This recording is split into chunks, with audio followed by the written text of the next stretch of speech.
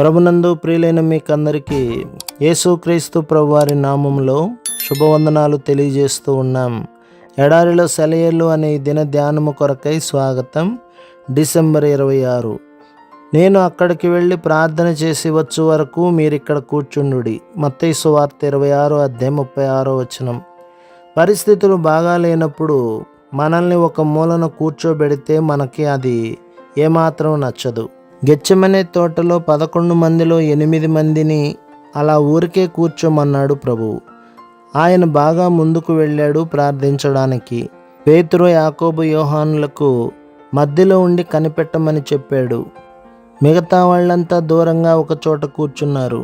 ఆ 8 మంది చాలా సణుగుకొని ఉంటారనుకుంటాను. వాళ్ళు తోటలో ఉన్నారన్న పేరు మాత్రం ఉంది, అంతే.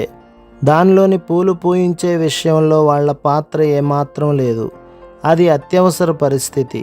అందరూ అనేక రకాలైన ఒత్తిడులకి లోనై ఉన్నారు. అయినప్పటికీ వాళ్ళకి యేసు ఇచ్చిన ఆజ్ఞ ఏమిటంటే, ఏమి చేయకుండా అక్కడ కూర్చోండి. ఇలాంటి అనుభవమే చాలాసార్లు నీకు నాకు వచ్చింది కదా.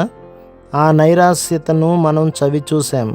సేవ చేయడానికి ఎన్నో అవకాశాలు మనకి కనబడినాయి. మన తోటి వాళ్ళు కొందరు బాగా ముందుకు వెళ్ళారు, మరికొందరు మధ్యన ఉన్నారు. మనం మాత్రం వెనకాల పండుకొని ఉండవలసి వచ్చింది.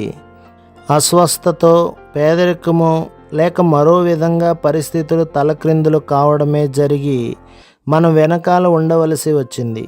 మనం చిన్నబుచ్చుకున్నాం. క్రైస్తవులుగా మన పాత్ర మనం నిర్వహించకుండా ఈ అడ్డంకులేమిటో మనకు అర్థం కాదు.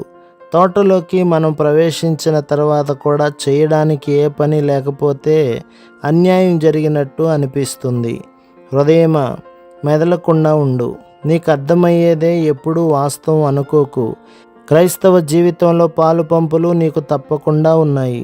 దేవుని తోటలో నడిచేవాళ్లే, నిలబడేవాళ్లే నిజమైన సేవకులు అనుకోకు. నువ్వు కూర్చొని ఉండవలసి వచ్చిన స్థలం కూడా పరిశుద్ధమైనదే. క్రీస్తులో జీవించి ఉండడంలో 3 రకాలు ఉన్నాయి. ముందుకు వెళ్ళి పనిచేస్తూ కనిపెడుతూ తెల్లవారేదాకా పోరాడుతూ ఉండే ఆత్మలు కొన్ని.